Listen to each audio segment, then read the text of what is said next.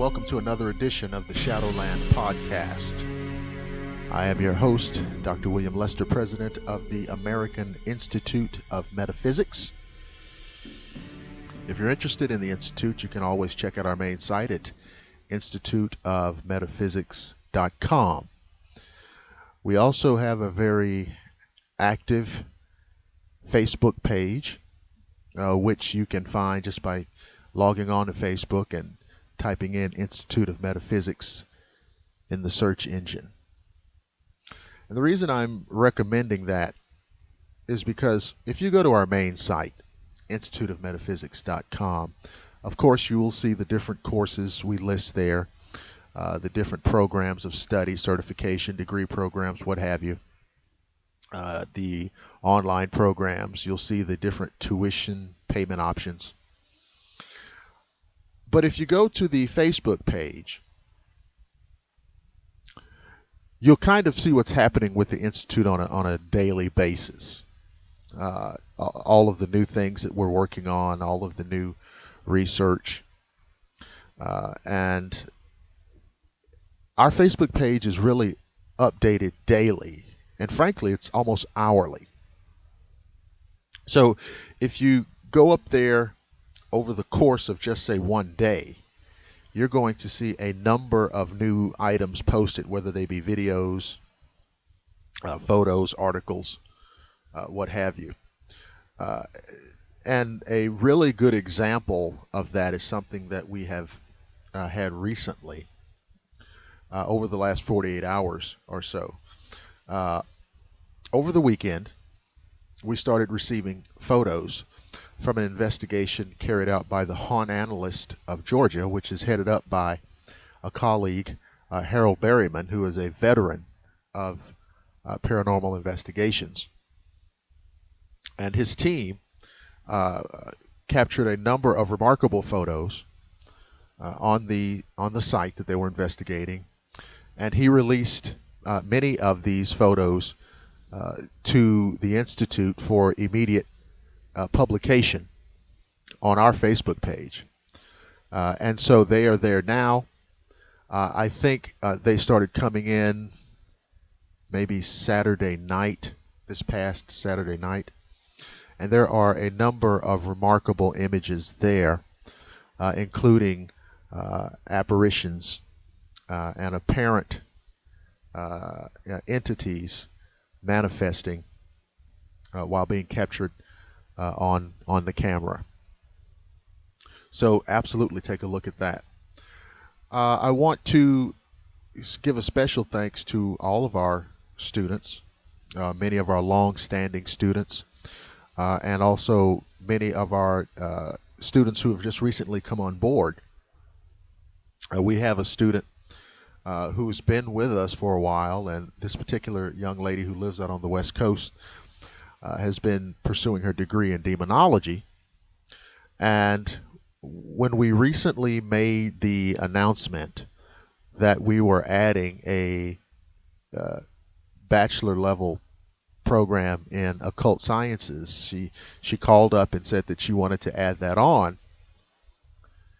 And we recommended that she pursue a dual degree, which is something that we have facilitated from time to time. And so now I'm very happy that she's working on that now. She's doing demonology and occult sciences as a dual degree. So, and we're very happy about the occult sciences program. The reception that it has received on Facebook and from everybody who is aware of it has been remarkable.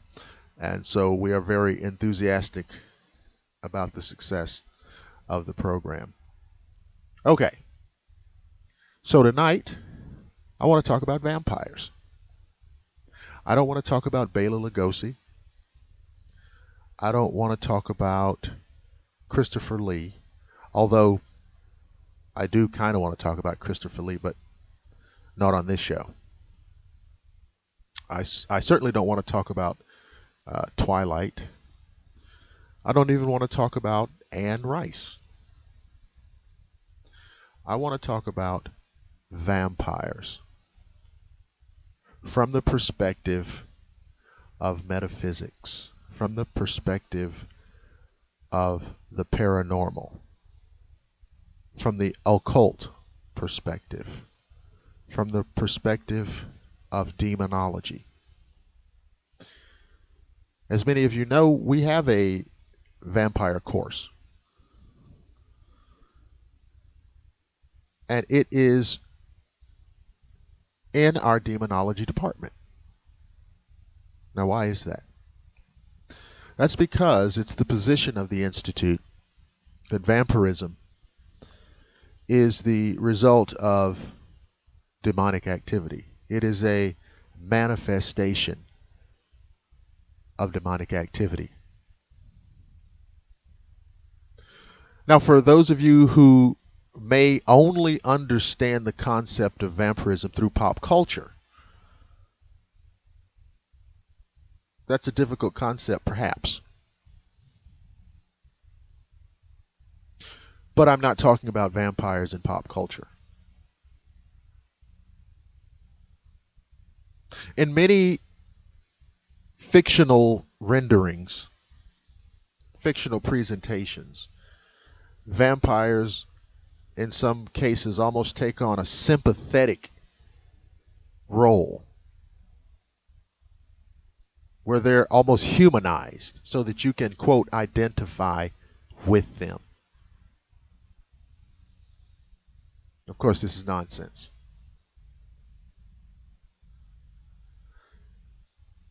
One of the other things that influences people's concepts of vampires is the internet. And I've said before that the internet age has spawned a whole new demographic of experts on every conceivable topic.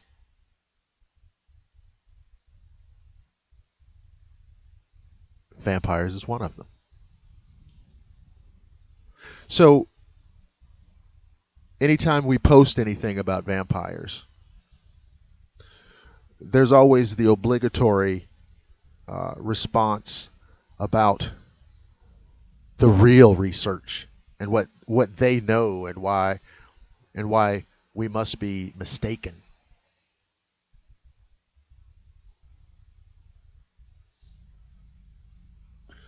But tonight we're going to talk about vampires from the demonic standpoint. And this is something that has been discussed by demonologists, by occult researchers, paranormal investigators, paranormal scholars, occult scholars, theologians.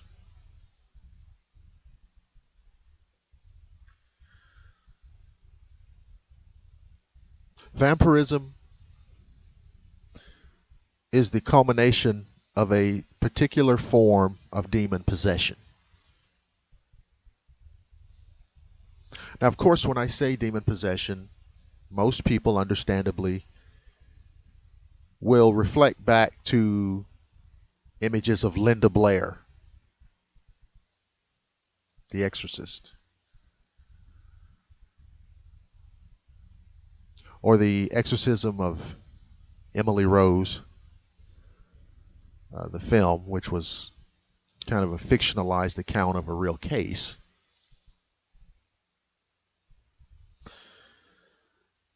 But I'm talking about something different here. In those examples, in The Exorcist, the demon takes possession of a living person, contorting and twisting, torturing, terrorizing.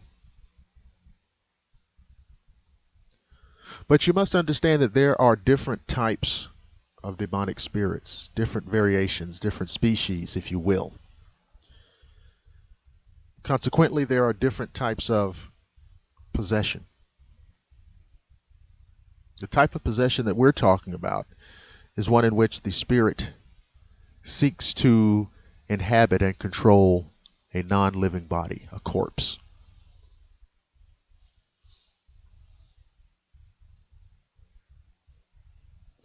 It seeks to gain entry into this body and issue forth as a quasi-living form only at night.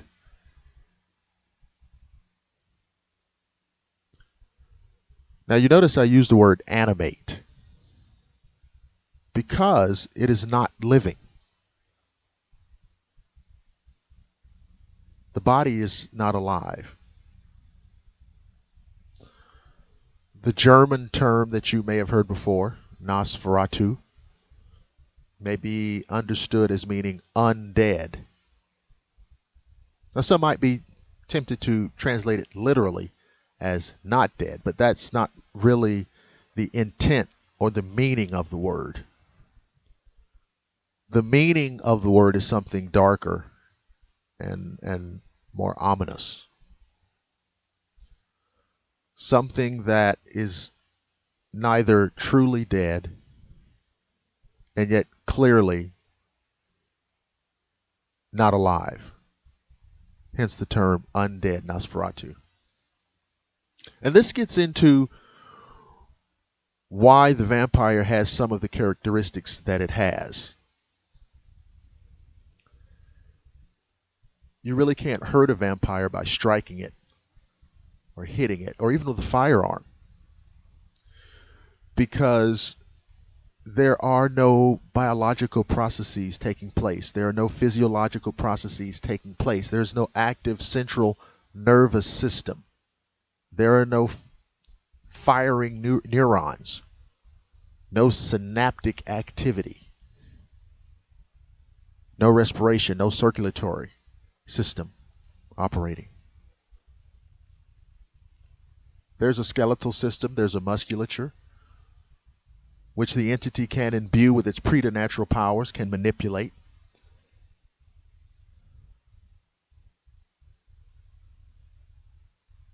But it's not manipulating it according to our laws, the laws of physics, the way we understand them. It's preternatural.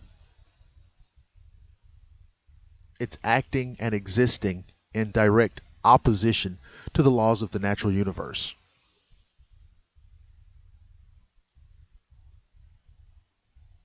Which is why it displays supernatural speed, quickness, agility, cunning, superhuman strength.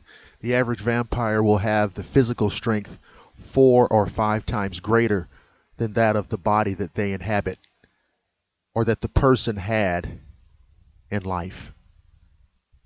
Which of course makes the vampire a formidable adversary.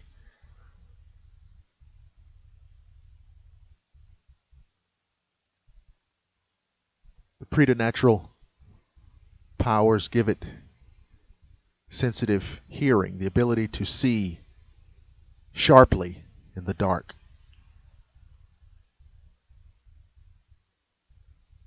But with all this, the vampire is not invulnerable.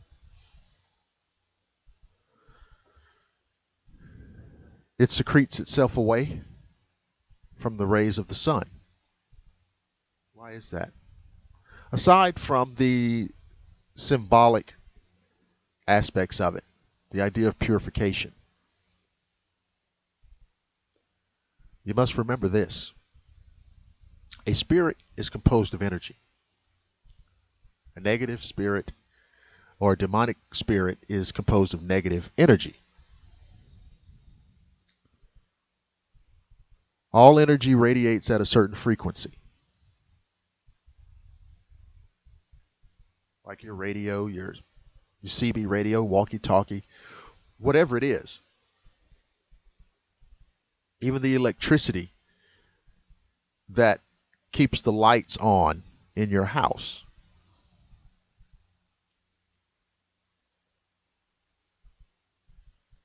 All energy radiates at particular frequencies. The sun, as you know, is a star. And it pulsates and radiates at specific frequencies. These frequencies disrupt the demonic spirit's ability to maintain its possession over the body. Almost like a jamming signal. If the spirit cannot maintain its possession over the body, it cannot remain in our dimension. It must retreat back into that netherworld from which it came, the outer darkness. It doesn't have to be direct sunlight, even subdued sunlight on a cloudy day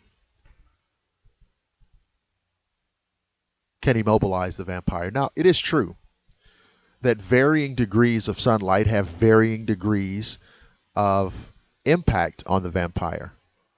Full sun exposure on a sunny day has a far more devastating impact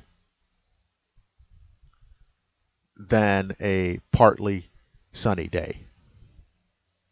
But even under cloud cover, the vampire would retreat back into the shadows, or that sunlight would render it immobile, catatonic. Prolonged exposure would result in the spirit being removed from the host body. The vampire is a parasite.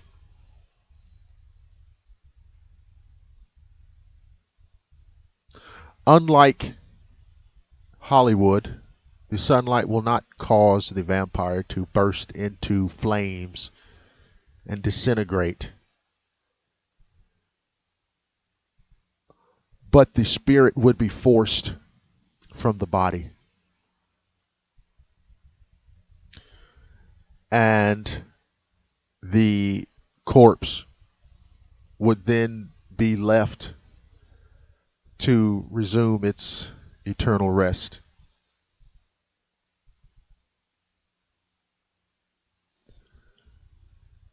Why does the vampire seek to possess a dead body?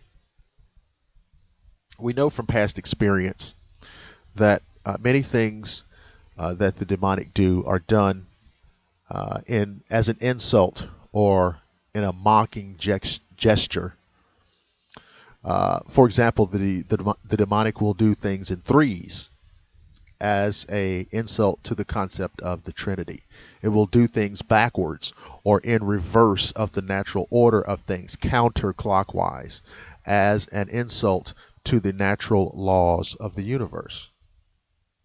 And therefore, since a thing that is dead should be dead for all time,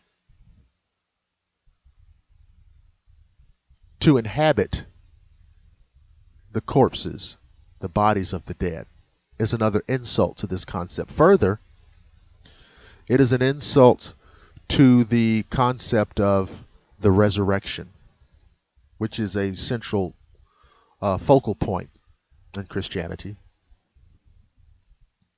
The resurrection of Jesus after his crucifixion. This vampire concept is a direct insult, a direct mocking of that whole idea. The idea that Jesus was somehow able to conquer death and rise again after 3 days. That this demonic entity could seize control of a dead body and make it rise in a foul, disgusting semblance of life. Not true life, but a mocking, spiteful imitation of life. And it speaks to the same reason that the vampire seeks to consume blood. The symbology is there. Of course, yes, we've got symbology in cultures and religions and in our rituals going back to the Neolithic period.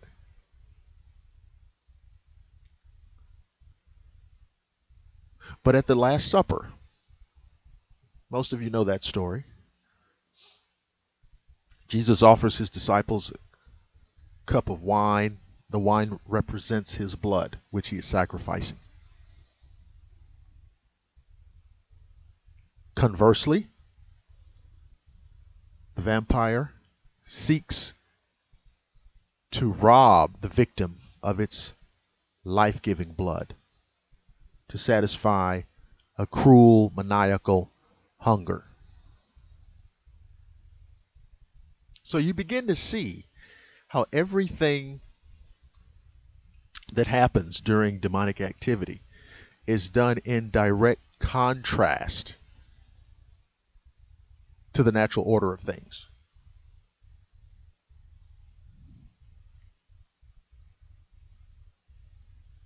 It is true that the vampire fears certain symbols.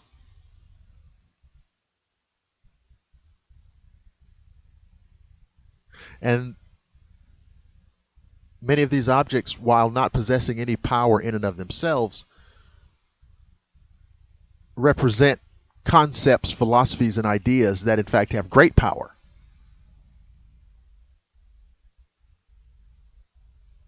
The collective belief in those concepts is what wards off the vampire.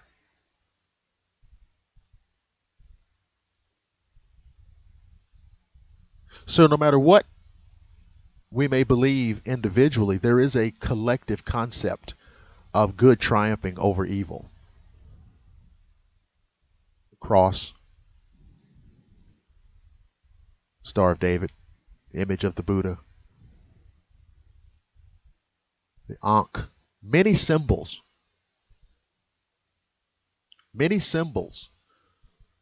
demonstrate our collective concept of good triumphing over evil. For this reason, the vampire cannot bear the sight of such objects.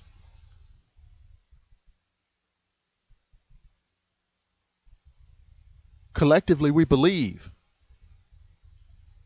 that there is a restorative property, a regenerative property, a healing property in water. And therefore, holy water will repel the vampire.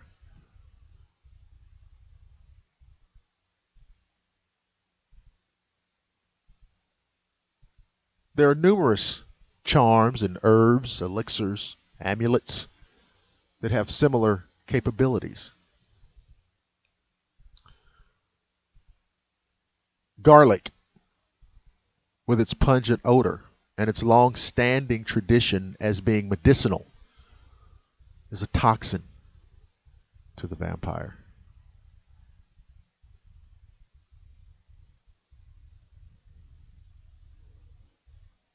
What is the vampire's greatest power? And as you sit there and ask yourself that question, I would say to you, it is not its seeming immortality. It is not its speed, agility, or physical strength. It's not even its cunning.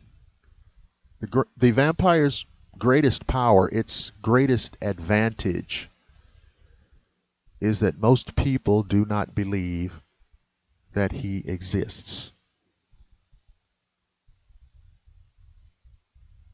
Most people simply assume that this is a topic relegated to Hollywood, to television, to paperback novels.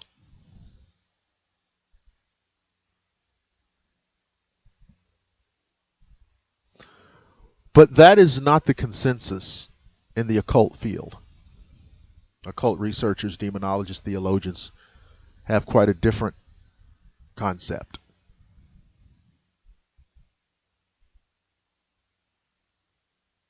So what else is there about vampires that we need to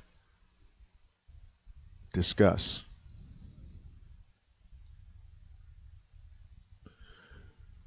Do vampires sleep in a coffin? Many do, but unlike the movies, it is not required. It's not required. Do they have to sleep in a bed of the earth of their native soil, or sleep in a bed of their native soil? That's not true. Again, it sounds good, it sounds clever, it's a great story device, but not true.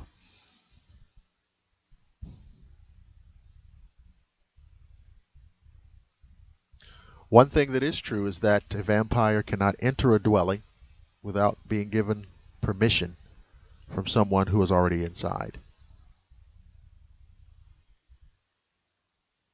And we've seen this in other experiences with demonic manifestations, time after time. Time after time. I can't even tell you how inevitable it is when doing an investigation with demonic activity, how it will typically come down to someone doing something invitational, even tacitly, even accidentally, even begrudgingly. A person can be tricked and deceived into giving permission, but permission is permission, and the demonic are masters of deception. You've heard the term the father of lies. There's a reason for that. There are people who engage in the conjuring of demons, working these rituals, and at some point in the interaction, they end up giving the entities permission to either act or manifest. And this, of course, is an example of how the demonic can enter your life, even after being given permission unwittingly. But ostensibly, this is why a vampire cannot cross the threshold of a dwelling.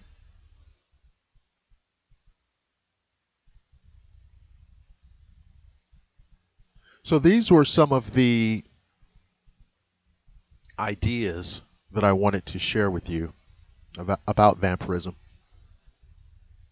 The concept of demonic possession of a non-living body by demonic spirits.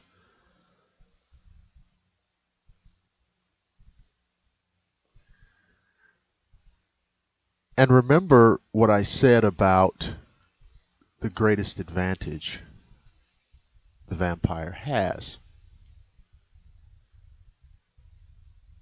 His advantage is that you may be tempted to dismiss the existence of such things,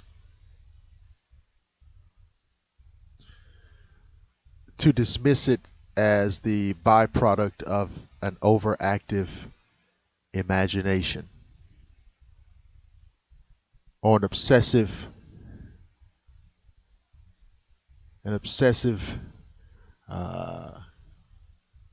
delusional state of mind, or an overzealous fan of horror films or comic books. You can tell yourself all of those things, and it will comfort you.